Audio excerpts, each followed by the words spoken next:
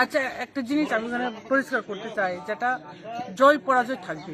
হ্যাঁ, ইলেকশন আসবে যাবে, আবার 5 বছর পরে একইভাবে ইলেকশন হবে, আসবে, জয় হবে কেউ না কেউ।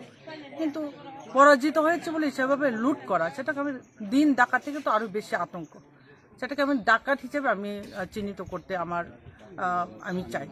যে দিন ডাকাত ছাড়া তো এভাবে কেউ করতে পারে না। না, যদি একটা কিছু করতে চাও তুমি রান্নাঘর নাকি বারান্দা, হয়তো বা পার্ট অফিস তুমি ভাঙতে পারো, সেটা অসুবিধা নাই। কিন্তু বাড়ি ঘরে যার সম্পদ, জমানোর সম্পদ, সেটা কেন লুট করবে? সেটা কেন লুট করবে? আর আজকে 12 তারিখ হয়ে গেল, এখন পর্যন্ত কেউ অ্যারেস্ট হয়নি। ওইটা আমার সবচেয়ে অবাক, অবাক হওয়ার বিষয়। এখন দেখো, আজকে 12 তারিখ হয়ে গেল, সে 2 দিন আগে সেটা ঘটনা হয়েছিল, এখন পর্যন্ত এটা কারোর কোনো নজরে যায়নি, পুলিশও অ্যারেস্ট করেনি, একটা এফআইআরও হয়নি। সেটা অস্বাভাবিক ব্যাপার লাগছে।